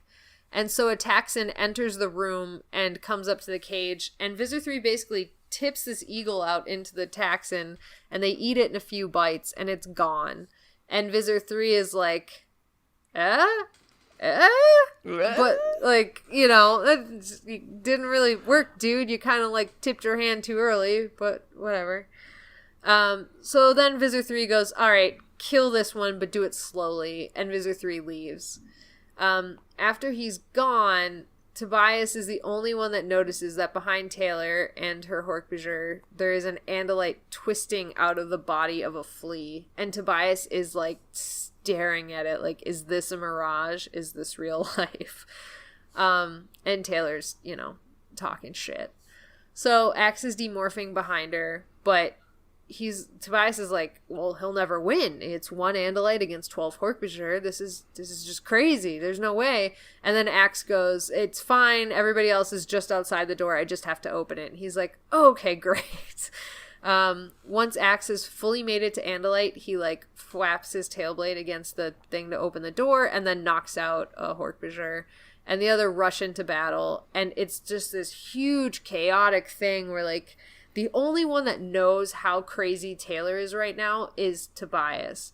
So the rest of the team is, like, dealing with the hork-bajir, but they're kind of letting Taylor get away with stuff because she's a human. So everybody's rushing into battle except for Marco, who somehow has a grappling hook. And also, Taylor hates gorillas. I don't really know what that was about. She saw him, she's like, a gorilla, and Marco's like, yeah, a gorilla. Like, it was really weird. But he throws up a grappling hook around a beam, which lets him climb up, and he, of course, is followed by the much more nimble hork-bajir who are, like, keeping up with him. But Marco manages to swing over towards Tobias until he hits a bunch of loose wires, which can't support his weight, so they start pulling it out of the ceiling, and Marco's trying to swing on it, and a hork-bajir's like, I got this, and it cuts the wire so Marco falls, but it just ends up electrocuting itself to a crisp. And Marco manages to swing onwards and get towards the cube, and eventually he lands on top of the cube, which just sends it, like, tumbling on this crazy pendulum, and Tobias is, like, smashing into the sides, and Marco is profusely apologizing. And he tries to unscrew part of the top of it, but he's not having much luck when two other hork-bajir land on it and send it swinging wildly again. One of the hork-bajir immediately slides off and it impales itself on its own tail blade, but the other one is able to hold on, and the way that it held on to the top of this is by embedding its tail blade into Marco's leg, so he is in horrific pain. And Tobias can see Marco's gorilla face with its teeth bared pressed right up against the glass. And then he starts noticing the dripping of blood. Like, this is another scene where, like, they start talking about the noise of, like, blood drops starting to fall on top of the cube. And then more. And then gushing blood. And, like, all falling out of him. So, that was fucking crazy as well. Like, crazy good description. And then Cassie's the one that's supposed to be going after Taylor, but, like, Cassie's not going after her hard, I think because she's a human.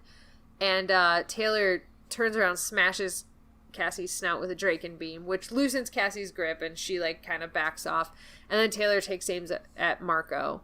And Taylor fires. She hits the cable that's holding the cube, and the cube just drops. It hits the ground, and it shatters. There is glass everywhere, cutting up absolutely everybody who's down there.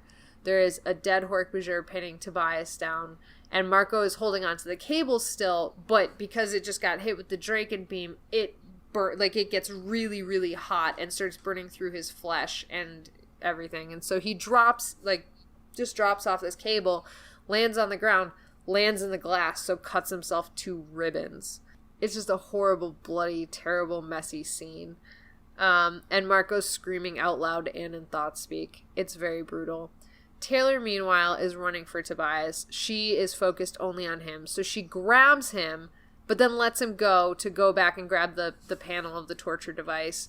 And Tobias starts trying to morph Andalite, but is, like, too weak, so he basically just gets, like, arms coming out of his chest, and then just starts trying to say help. But nobody can hear him. Like, his voice is so weak that over this battle, nobody's paying attention except for Marco, who is seeing him, and he's desperately trying to get to him, but Marco's legs are just giving out because of the glass and the pain and the huge wound that the hork-bajir inflicted on him.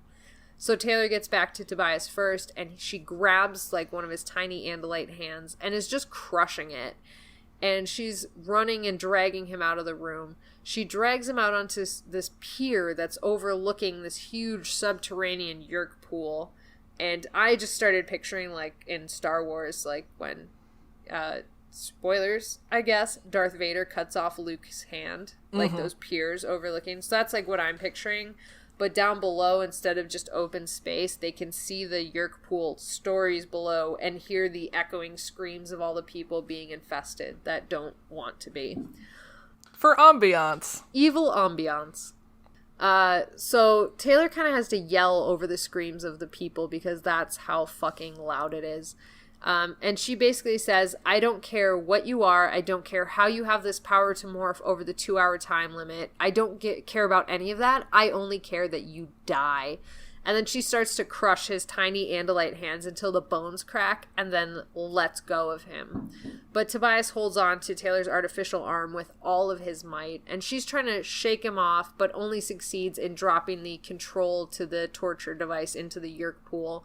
And she screams in rage, starts trying to shake him off harder, and Tobias falls. But through some miracle, he's able to get a talon into a hold only a few feet down off of this pier.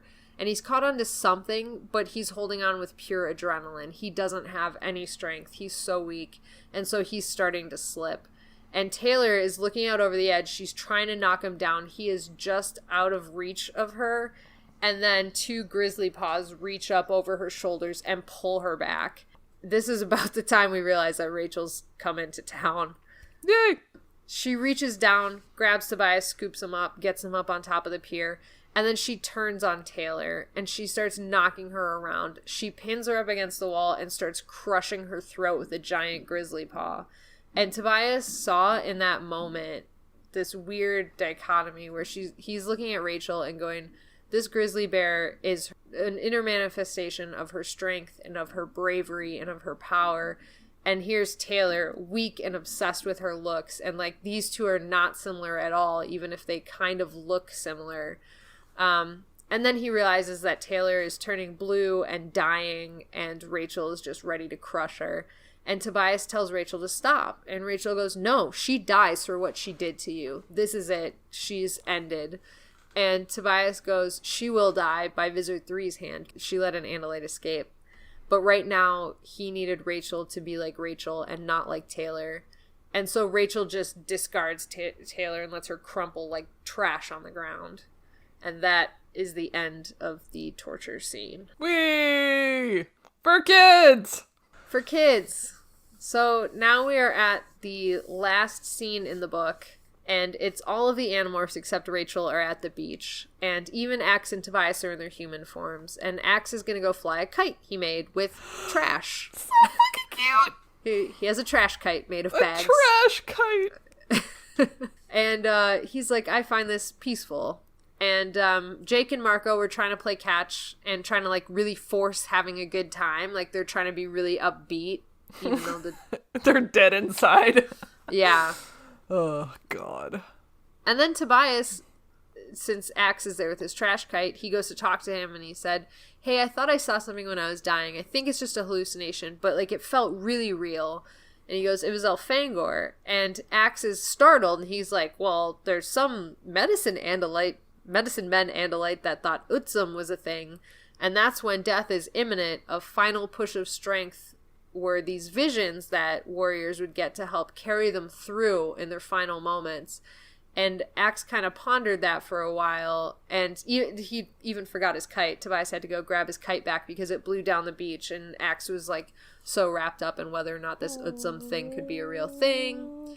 And so Tobias brings his kite back, and then shortly thereafter he sees a flash of gold down the beach, and it was Rachel. She had come out to join them, and Tobias ran over to her, and when he got there, he just threw himself at her into a huge hug, and she asked him if it was bad. And he said, yeah, and he tried to tell her that he almost died, and he tries a few ways to start off saying, like, yeah, it almost ended, or it was almost over, but he stopped short each time. And after a while, she just goes, do you want to go flying? And he says yes, and she's like, okay, let's do it, except after this, and then kisses him. And then she laughs and says, let's go flying. And then when they are safely up on a thermal above the beach, Tobias contemplates again, who am I? But he says he has a lifetime to figure it out. And that is this book. Ouch! What did you think? Oh, man, this book was harsh. It was so harsh. Oh, I don't know if I was expecting the torture to last that long. It was like half the book.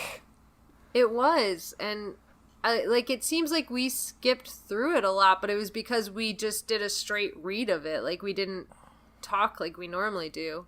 But yeah, it's half this book for sure. Oh. It's a lot. Yeah. Character development through torture. Yeah. But we did say we would talk about that redeeming bit at the end where Rachel recognizes that to be comforted, he would become a hawk and go flying. That was great. Yeah. I did appreciate that. Yes. Aww. And I appreciated everybody trying to have fun at the beach. Just to... They tried so hard. They were trying so hard and failing. And Cassie was looking for injured animals. Like, oh my god. But I mean, that's like, everyone was doing their own thing to unwind. Like, Cassie was trying to be helpful to nature. And Marco and Jake were trying to, you know, be boys. Guys being dudes. Trying to be dudes. Yeah. Axe had his little kite. Oh his trash kite. His little trash kite. Oh. I'm glad his scoop wasn't actually destroyed. I was thinking about his TV and his picture of the cinnamon bun. And I was like, oh no, his little house. That visual of the cinnamon bun picture just floating down over the ashes. Burning. Oh god. This was just really freaking... Like, how do you think you would have reacted to this as a kid reading this? That's hard to say. I feel like horrific sort of topics given to me at a young age kind of didn't have a huge impact on me. Well, I shouldn't say that. I was fucking scarred by the Hunchback of Notre Dame when I was like 7. Like, I refused to watch movies for like 10 years after that, so... But, why? Because of the scene where he's at the festival and they're like torturing him. So I guess torture would have maybe affected me. But I don't know. This is really harsh for kids to read, though. Yeah. Yeah, it is. I wasn't particularly young when I read this book. This was not one of the ones that I read when I was like 10 or whatever. But yeah, I remember being really surprised by what went on in it. When I did read it, I was probably late teens when I read this one. Really? Yeah. I remember it being like really brutal. Even now when I think back on the series, this is one book that always like, whenever anybody brings up like, oh, this is a really harsh book series, or like there's a lot of, you know, everybody brings up the body dysmorphia stuff and like the body gore and all that sort of stuff. And this is the book that I'm always like, why is everybody talking about how gross morphing sequences are when this book happens? Like, I feel like we're missing the bigger picture here. Yeah. I don't know if I'm reading this right at all, but like, I feel like at the very end, that last scene with Rachel, he almost does revert more back to human. Like, yeah, he was a human at the time, but it was almost like part of his hawk self got a little bit more destroyed or beat up. Yeah. So when he sees Rachel, he has that more human reaction of going in for the hug instead of being like keeping everything at a distance. And yeah, because he used to be really weird about hugs and physical contact. Yeah, but he had this like really childish moment of like, give me a hug, and like, was it bad? Yeah, it was real bad, and he couldn't even like articulate in an adult way what had happened. Maybe experiencing like the pleasure parts of the torture, because like the hawk doesn't know that, and when we're, you know, sad and scared, like we seek that, like that pleasure, we seek to activate the pleasure sensors. So maybe that was just the reaction he had. He's like, oh, it's Rachel. She'll make me feel better. I must hug her now. Yeah. Yeah, that could be. That craving for intimacy afterwards. Mm-hmm. Or comfort. I thought for sure Rachel was going to kill Taylor. I mean, she would have, but... I think she... Okay, so I think she absolutely would have if Tobias hadn't said to her, I need you to be Rachel for me and not, like, Taylor. Because, like... That's the only thing that stopped her. He could, even if he said, I don't want you to, like, times a million, I don't think she ever would have listened to him, except he said, I need you to do this for me. Yeah. And that could have been, like, a knee-jerk reaction for her to be like, oh, what would mean Rachel do? Oh, she'd kill the shit out of this girl. I don't want to be like her. Yeah, could be. Could be that she was like, oh, that's mean Rachel's reaction, and I want to be nice Rachel. Yeah. Oh, God. And, you know, I'm kind of shocked that Tobias also didn't want to kill her, kind of. Like, I feel like he felt more pity for her is because she was, like, so insane and, you know, ultimately, like, pretty shallow and psychotic. But, like, the fact that he made a point to say, like, he hated the Animorphs for not enduring this pain with him, but he didn't feel as much animosity towards his torturer. I don't know. I've never been tortured. I don't know how the brain works in that situation. Same. He also didn't seem to carry over the animosity for the Animorphs, though, out of that moment. When they showed up afterwards, he didn't have, like, I hate you, why are you here? He, like, grabbed onto that lifeline and kind of let go of all of that hatred right away. Yeah, I mean, that I can kind of, like, personally relate to. Like, sometimes when my hand is really, really bad and I'm feeling really, really bad about it, I get mad at everybody who also isn't going through this. Mm-hmm. Which is, like, not the most kind of logical way to approach it, but that's, like, how I feel in that moment. I'm like, I'm suffering, why isn't anyone else suffering? Right. Just completely ridiculous, because other people are suffering much more than me, but, you know, whatever. Well, it doesn't matter. Not that it doesn't matter, but, you know, everybody has their own shit going on, and that doesn't mean that your thing is, you know, any better or worse than anybody else. It's just what you're going through. Yeah. I know. But that's just the point where I kind of understood why he was feeling that in that moment. Completely agree with that. Do we want to start talking about character ratings? Yeah. All right, let's talk about Jake. Jake was awesome. Like, fuck yeah, Jake. He was a good leader, even though he was manipulative, and he did some badass shit.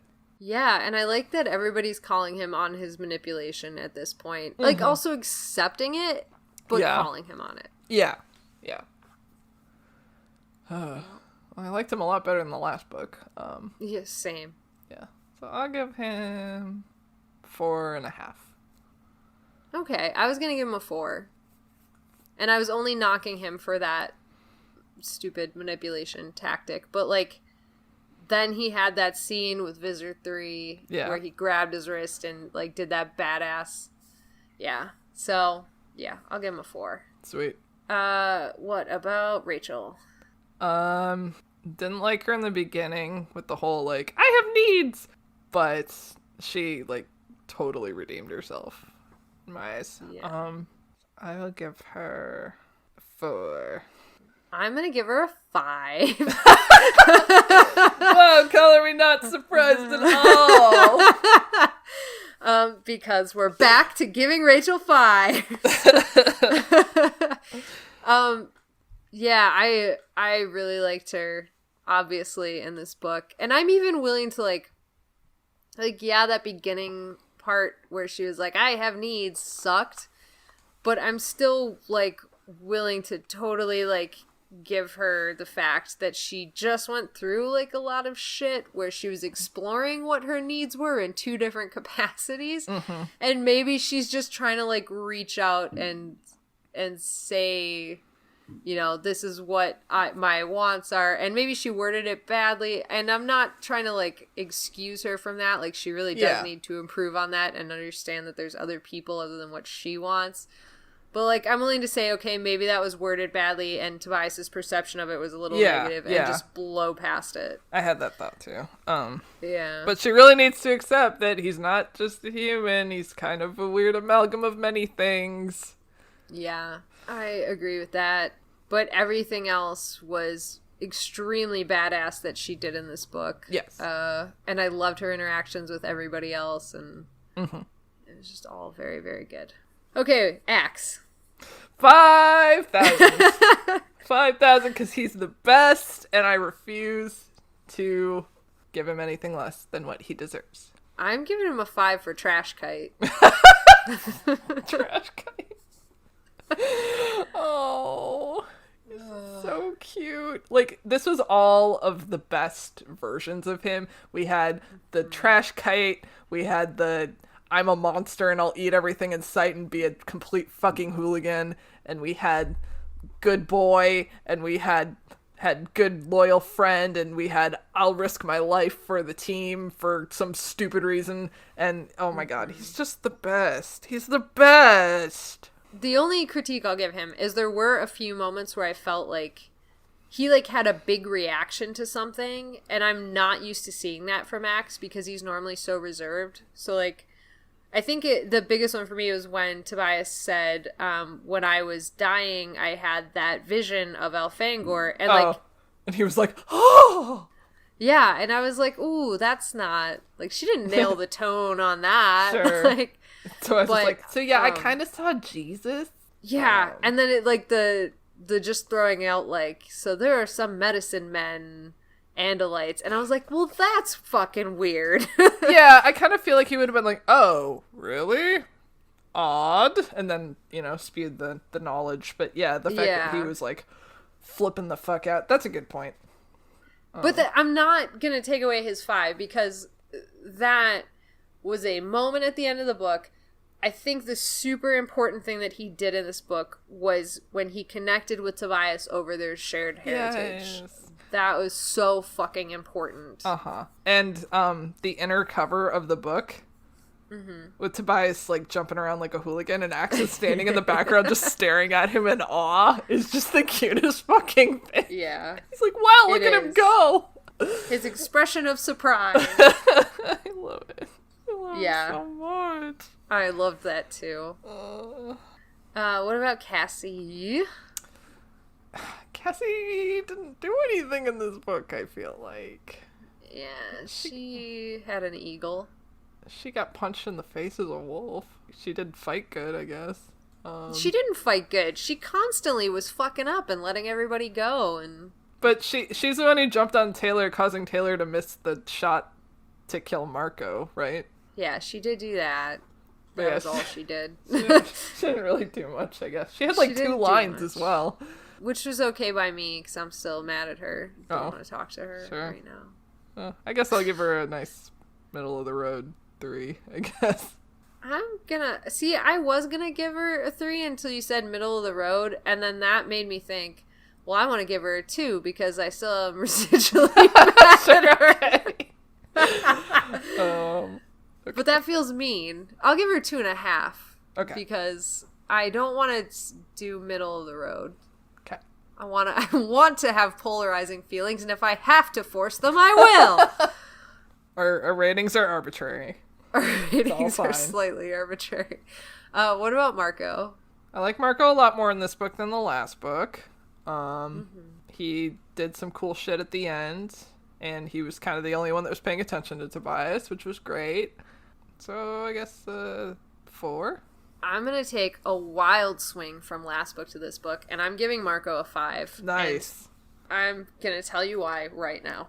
Okay. I want to go back all the way back to those early books when Marco and Tobias were having all of their headbutting. Yeah. And, like, how many times did we talk about, like, Marco would, when he stared at Tobias and hated him, and Tobias said, you do what you have to do to get through this. Yeah. And all of those moments. And when Tobias went through this and Marco knew, like, all of the torture that he had endured, it felt even more so than Rachel when the initial raid of the torture chamber happened.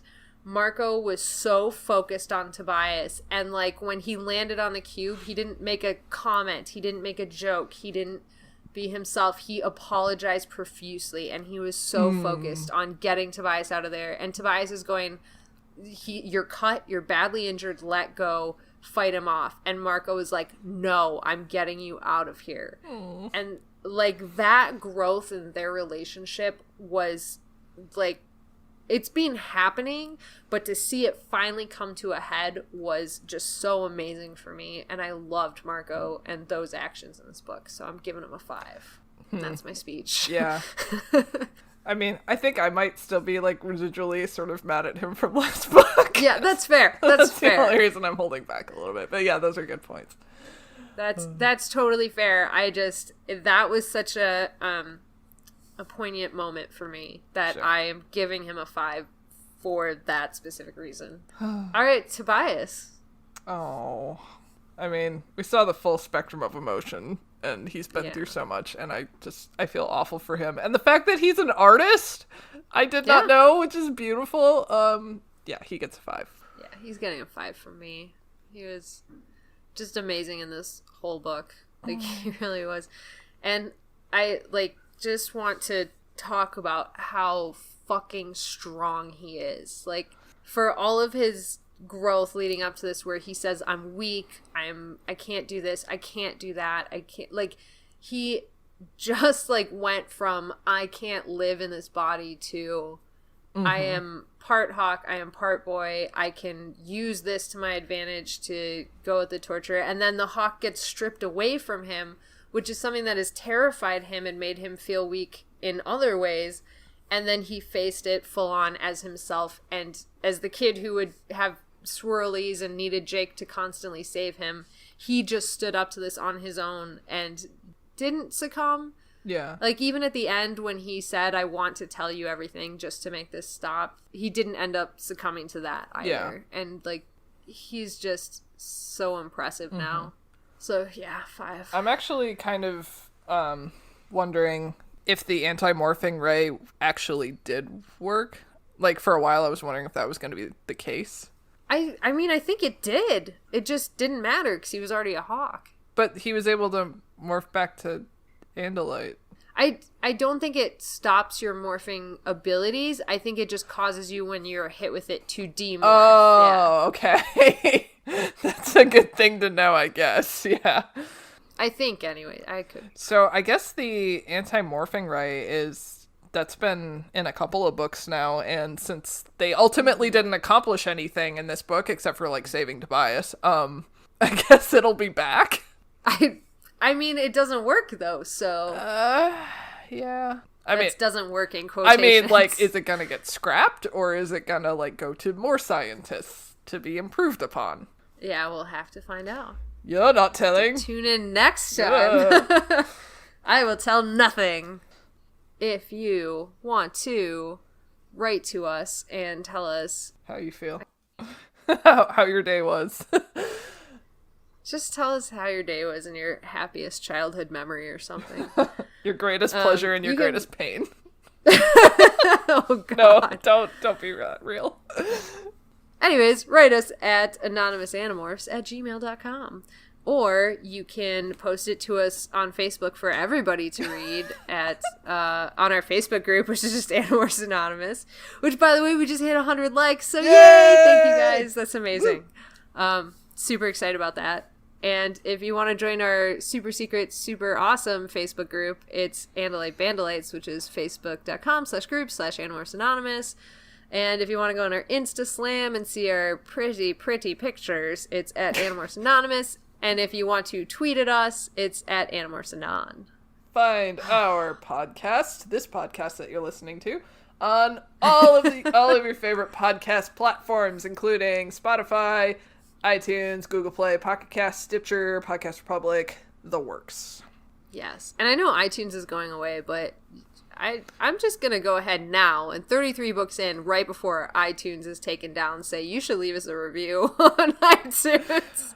Because I do enjoy reading them. And yes, I do read all of them. And I occasionally look at other platforms too. And take your notes into consideration. So thank you guys who have written us reviews. All 2 of you.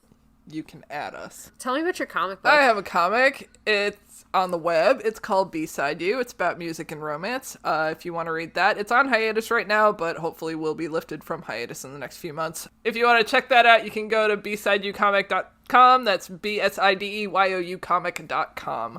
Do it. Yay! And I should probably mention that if any of you guys are into Superboy, the comic by DC, I say non-committally, and you like terrible, much dirtier, much more offensive conversation than this, I have been a guest on Cadmus 2 Crisis, which is Drew's podcast, if you guys remember Megamorphs 2 and the Time of the Dinosaurs. And we've been talking about the trial of Superman, and I think there's 800 episodes of that up where I'm a guest on it. So go listen to that too, if you like that sort of thing. Yay! Well, let's depressedly run out of the room and go hug somebody we love. Tobias wasn't the only one tortured from that book. All of us were tortured together from that book. Yep. Go hug someone. Go. Preferably. Go fly a fucking kite. Let's go fly a kite. Up to the highest height. All right, bye.